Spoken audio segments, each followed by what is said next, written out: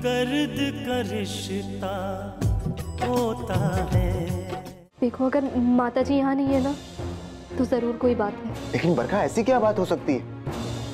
कहीं ऐसा तो नहीं कि तुमने ये सब बातें मुझे बहलाने के लिए बोली थी? ये क्या बोल रहे हो चंदन? मैं तुमसे झूठ बोलूंगी? अगर हमारी माँ को जरा से भी खरोंच आए तो एक बात बहुत अच्छी तरह से याद रखना, वो 20 एकड़ जमीन तुम्हारे किसी काम नहीं आएगी। लेकिन मैं किसी की बात नहीं सुनूंगा। मैं शिखा को अपनी जिंदगी से कभी दूर नहीं कर सकता, चाहे जो कुछ भी हो जाए। मैं जानती थी वो सुरभि उस घर में रह ही इसलिए रही है ताकि कुछ ना कुछ चक्कर जरूर चलाए। और आखिर उसने चक्कर चला ही लिया। किसी भी तरीके से उसने तुम्हारे घर वालों को अपनी मुट्ठी में कर लिया। लेकिन अब तुम क्या करोगे?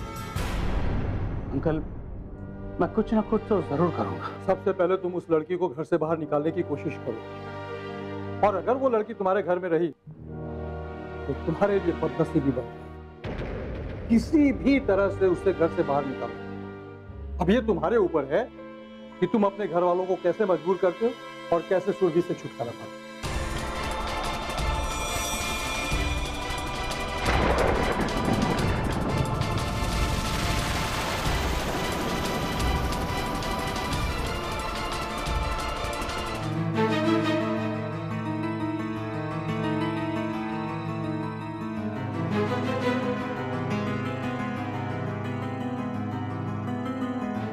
क्या हुआ बरखा, कुछ पता लगा? कहाँ है मेरी दादी माँ? कैसा संजोग है चंदन, आज ही मुझे ये सब पता चला और मैं तुम्हें यहाँ लेकर भी आई, लेकिन हमने देर कर दी। देर कर दी? क्या मतलब? शायद बाकीलाल का फोन आया था, इसीलिए भैया ने उन्हें यहाँ से कहीं और भेज दिया है।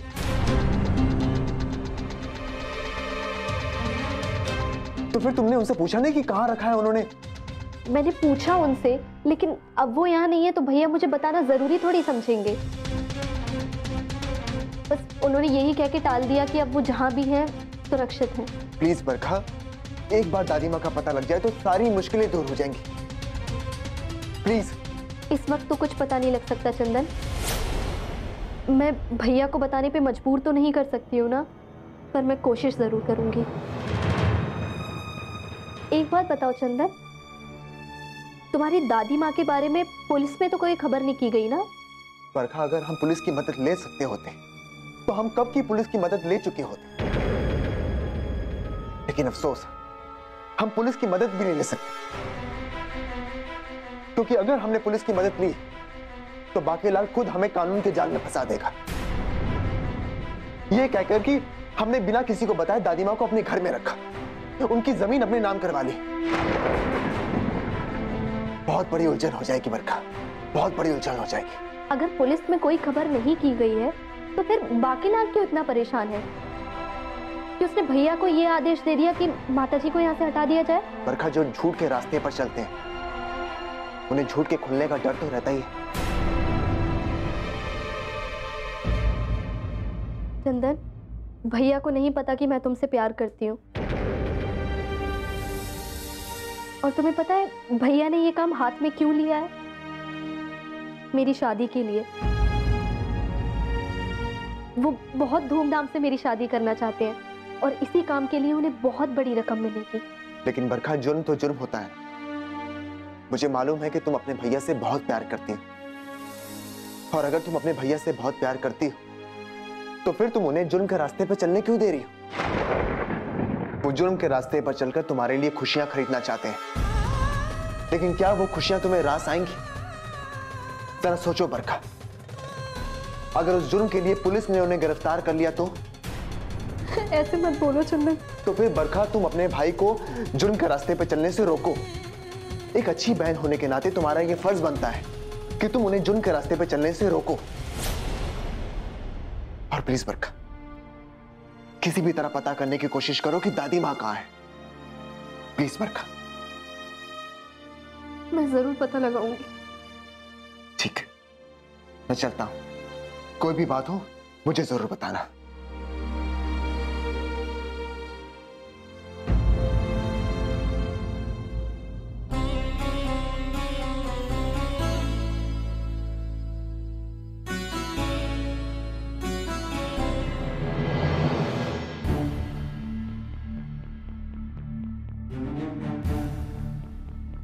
अगर बांकीलाल को ये पता चल चुका है कि मैं वहां गया था, तो वो ये भी पता लगा लेगा कि जमीन के कागजात मैंने उनके हवाले कर दिए हैं। तो इस बात को लेकर परेशान होने वाली क्या बात है? यदि बांकीलाल को पता चल भी गया तो क्या कर लेगा वो? बहुत कुछ कर लेगा भावना। बांकीलाल इस बात से डरा हुआ है कि मैं कहीं अमरनाथ से मिल न जाऊं। उसे ये बात अपने लिए खतरे की बात लग सकती है, और ऐसा सोचकर कहीं वो माताजी को कुछ नुकसान न पहुंचा दे। ऐसे लालची लोग अपने लिए कुछ भी कर सकते हैं, किसी भी हद तक जा सकते हैं। अपनी लालच की वजह से वो माँ जी को सुरक्षित रखेगा, और वो माँ जी को तब तक सुरक्षित रखेगा जब तक वो 20 एकड़ जमीन उसके नाम नहीं हो जाती। और अब क्यों डर रहे हो? पापा, माँ। क्या हुआ बेटा? माँ, दादी माँ यहाँ हरिद्वार में थी। कुमार मोहल्ले में उन्हें रखा हुआ था। क्या रखा हुआ था से क्या मतलब है तुम्हारा चंदन? मतलब ये पापा कि आज ही दादी माँ को वहां से हटाकर किसी दूसरी जगह भेज दिया गया है। क्या? हाँ पापा, मैं सोच भी नहीं सकता था कि दादी माँ हमारे इतने करीब थी। हाँ, संजोग से मुझे दादी माँ के बारे में पता चला और मैं भाग भाग कर वहां पहुंचा, लेकिन उससे पहले दादी माँ को वहां से हटा दिया गया था। किसी ने उन्हें अपने घर में रखा होगा। चलो फौरन पुलिस स्टेशन चलते हैं। आओ। पापा, ये आप क्या कर रहे हैं? चंदन बेटा, तुम समझते नहीं। जिसने उन्हें अपने घर में कैद करके रखा था वही बताएगा कि माता जी अभी इस समय कहाँ है। आप शांत रहिए। आप क्यों भूल रहे हो कि ऐसा करने से हम पर भी परेशानी आ सकती है और माँ जी की जान को भी खतरा हो सकता है। हाँ पापा, हमारी मजबूरी तो यह है कि ना हम पुलिस के पास जा सकते हैं और ना ही हम पुलिस की मदद ले सकते हैं। हे भगवान, क्या करूं मैं? इसका मतलब तो ये हुआ कि बांकीलाल ने ही उन्हें दूसरी जगह से हटाया है। कहीं ऐसा तो नहीं कि बांकीलाल को इस बात का शक हो गया? मुझे सारी बातों का पता चल चुका है। हाँ पापा, आपके दिल्ली जाने की वजह से उसे इस बात का शक हुआ होगा, और इसीलिए उसने दादी माँ को वहां से हटाकर किसी दूसरी जगह भेज दिया है। हाँ हाँ, लेकिन अभी उन्हें हरिद्वार से बाहर नहीं भेजा होगा। लेकिन बेटा, आखिर वो है कौन जिसने माता जी को कैद करके रखा हुआ था? पापा, उसी के जरिए मैं दादी माँ तक पहुंचने की कोशिश करूंगा। मुझे लगता है पापा, हम बहुत जल्द दादी माँ के पास होंगे।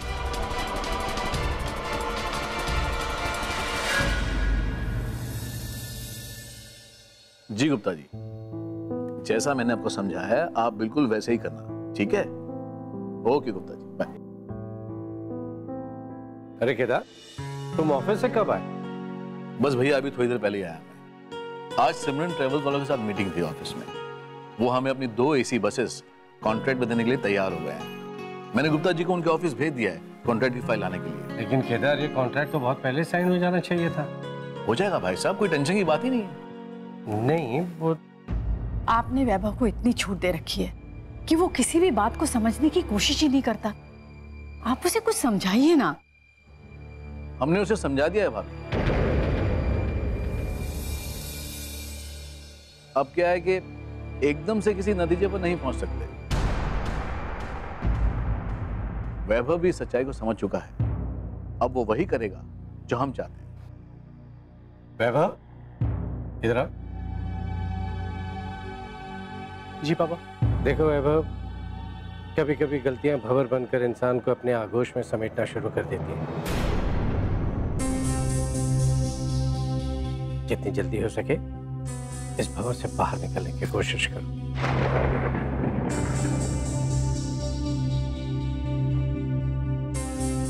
इस भंवर को तो आप ही ने दावत दी है।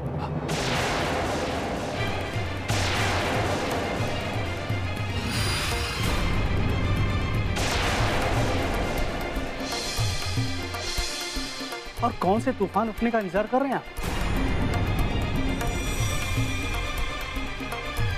देखो वैभव, अगर तुम जानते हो कि तूफान उठने वाला है तो उसे रोकने की कोशिश क्यों नहीं कर रहे?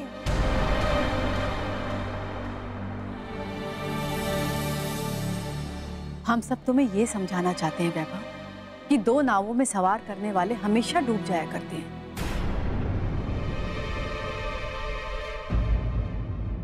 इसलिए बेटा, तुम जिस रास्ते पर चल रहे हो प्लीज वहां से वापस आ जाओ।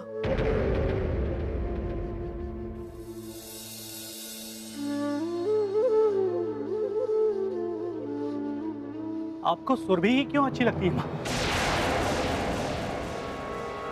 क्यों अपनी पसंद मुझ पर थोपना चाहती हैं आप?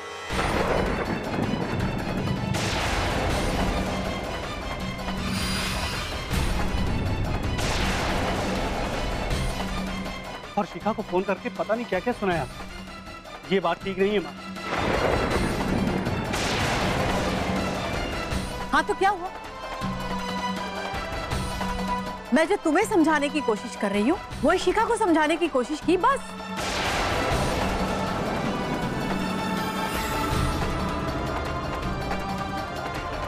इस सब परेशानी की जड़ वो सुरभि है, सुरभि।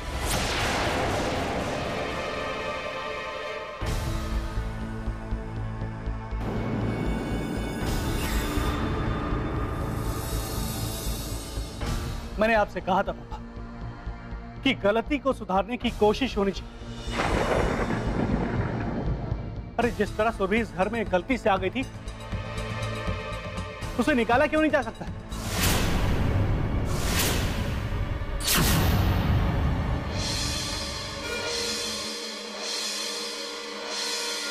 अरे निकाल कर बाहर फेंकिए।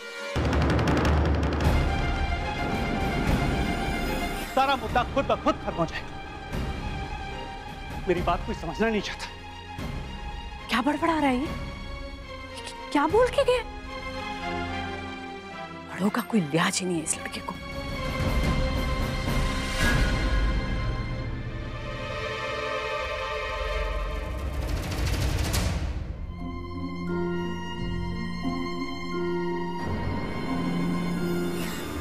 जिस दिन तुमने इस घर में कदम रखा था, मैंने सोचा भी नहीं था कि एक दिन इस घर के टूट जाने की वजह बन जाओगी तुम। ये बात तुम कह रहे हो वैभव? अगर मैं इस बात का जवाब ये कहकर दूं कि किसी ने ये नहीं सोचा था कि तुम अपने खानदान की बदनामी की वजह बन जाओगे, आज एक लड़की की वजह से तुम अपने माँ बाप या किसी की भी बात सुनने से इनकार कर रहे हो? बकवास बंद करो तुम। इस घर में जो कुछ भी हो रहा है ना, उसकी वजह कोई और नहीं, तुम हो तुम। और तुम मुझे मेरे माँ बाप से अलग कर देना चाहती हो। और आज तुम्हारी वजह से मेरे माँ बाप मेरी बात सुनना ही नहीं चाहते। और मुझे तो लगता है उन्हें मेरी खुशियों की कोई परवाह ही नहीं। बड़े अफसोस की बात है वैभव, तुम ये उम्मीद करते हो कि तुम्हारे माँ बाप तुम्हारी खुशियों की परवाह करें, लेकिन तुम्हें उनकी खुशियों की कोई परवाह नहीं है। तुम प्यार के नाम पे बदनामी का गंदा खेल खेल रहे हो और तुम ये उम्मीद करते हो उनसे कि वो भी तुम्हारे इस खेल में तुम्हारा साथ दें। आज ये सारी उलझनें तुम्हारी वजह से खड़ी हुई हैं। और तुम्हारे फूफा जी ने हमारी जमीन लौटाकर हम पर कोई एहसान नहीं किया है, जिसकी कीमत में मैं अपनी खुशियों को कुर्बान कर दूं। जो तुम चाहती हो ना, वो कभी नहीं हो सकता, कभी भी नहीं। चलो मेरे साथ। वैभव, ये क्या कर रहे हो? कहाँ लेकर जा रहे हो मुझे? मैंने कहा चलो मेरे साथ। उस शिखा के रिश्ते की वजह से वैभव शादी के रिश्ते को झुटलाने की कोशिश कर रहा है और आप सब चुप हैं। कोई उसे समझाता नहीं है। अगर वो गलत रास्ते पर जा रहा है तो हमारा फर्ज बनता है ना कि हम उसे समझाएं। चलो मेरे साथ। चलो मेरे साथ। छोड़िए। आप लोग इसे मेरी पत्नी करार देना चाहते हैं ना, लेकिन नहीं मानता हूं मैं इस रिश्ते को। मैंने सुरभि को कभी अपनी पत्नी नहीं माना और ना ही कभी मानूंगा। वैभव, अपनी जबान को लगाम दो। तुम अपने फैसले हम पर थोपना चाहते हो? मैं कोई फैसला नहीं लाना चाहता, ये आपको भी पता है।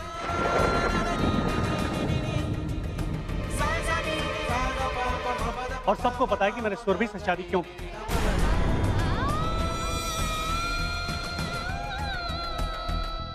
तुम सामाजिक और जायज रिश्ते को छोड़कर उस नाजायज रिश्ते के पीछे भाग रहे हो।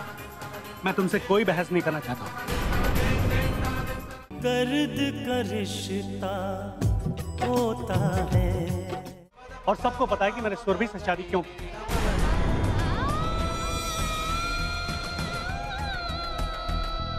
उस मुकुंद प्रसाद की वजह से। अपनी दादी माँ का पता लगाने के लिए वो सिर्फ एक कोशिश थी, एक नाटक था वो। लेकिन वैभव, अगर मुकुंद प्रसाद दोषी है ही नहीं तो फिर उसकी सजा सुरभि को क्यों?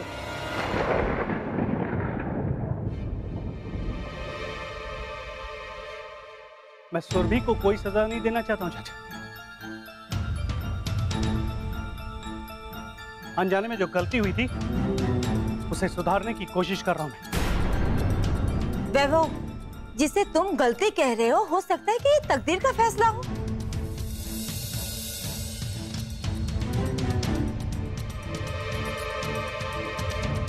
क्योंकि ये सिर्फ ऊपर वाले को ही पता है कि वो किसका रिश्ता किन परिस्थितियों में जोड़ेगा।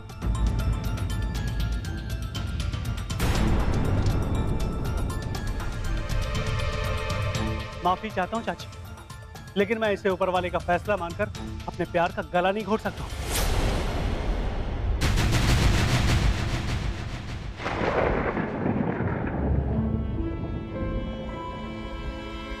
मैं शिखा के साथ कोई धोखा नहीं कर सकता हूं। पर मेरे साथ धोखा कर सकते हो।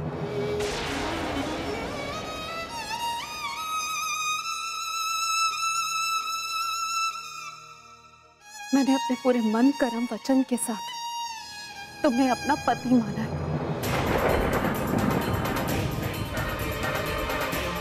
तुम सामाजिक और जायज रिश्ते को छोड़कर उस नाजायज रिश्ते के पीछे भाग रहे हो। मैं तुमसे कोई बहस नहीं करना चाहता हूं। अब ये बात सामने आई है कि तुम्हारे फूफा बेकसूर हैं, तो बात यही खत्म कर दो ना।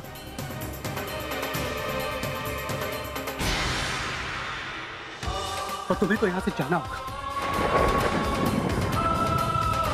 चाहे प्यार से, समझौते से जाओ या लड़ाई करके जाओ, लेकिन जाना तो तुम्हें हर हालत में होगा। नहीं वैभव, पति पत्नी के रिश्ते इतने कमजोर तो नहीं होते कि कह देने से टूट जाए।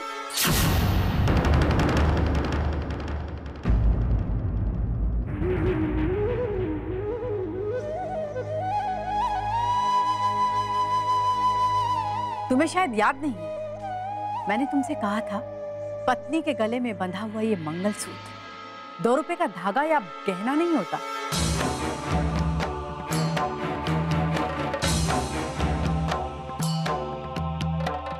ये एक बंधन है।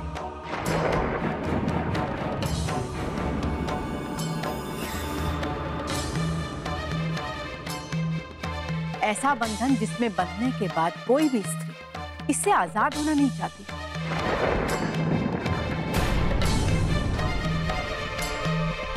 वो इस बंधन के साथ जीती है और इसी के साथ मरती भी है।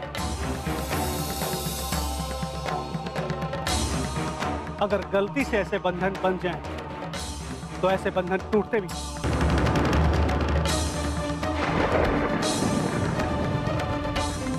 आप लोग चाहे जो कुछ भी करें, लेकिन मैं इसे नहीं अपना सकता।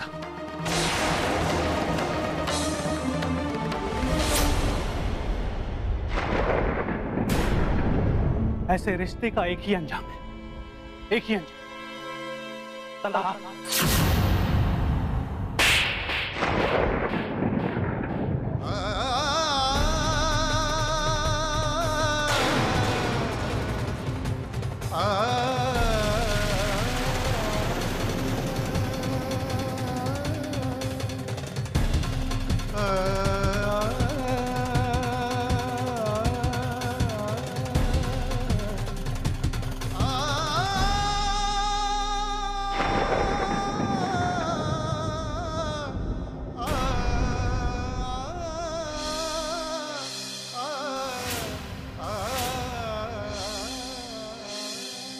तलाक, ये शब्द तेरी जुबान पे आया कैसे?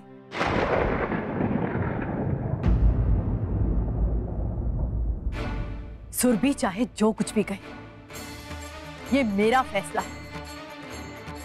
सुरभि इस घर की बहू है और इसी घर की बहू रहेगी।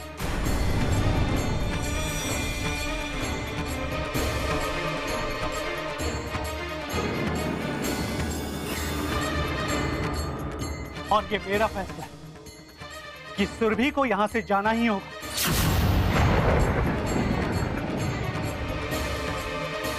नहीं वैभव,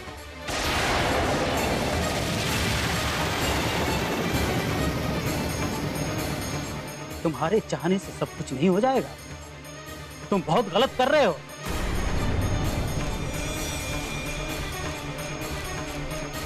इस मासूम लड़की के साथ इतना बड़ा अन्याय मत करो। आप बीच में मत बोलिए।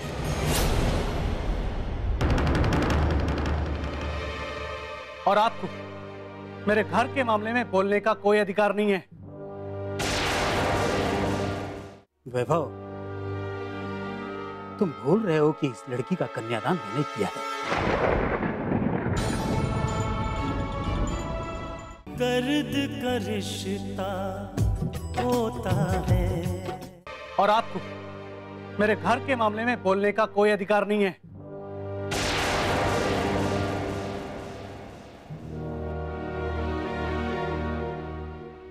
वैभव, तुम भूल रहे हो कि इस लड़की का कन्यादान मैंने किया है।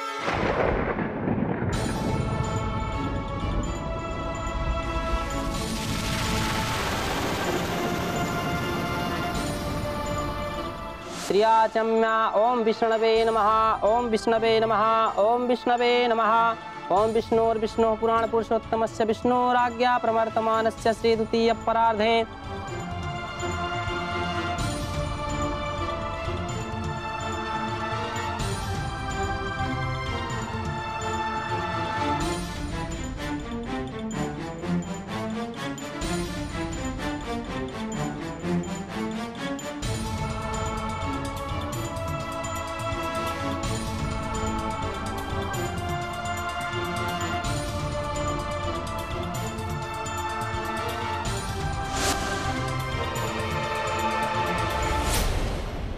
और इस रिश्ते से मैं इस लड़की का बाप हूं।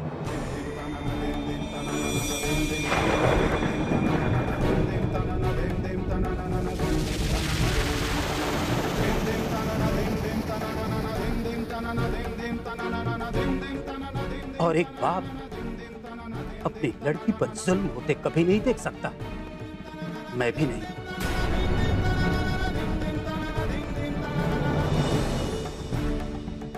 तुम क्या समझते हो वैभव? इस लड़की का कोई नहीं है?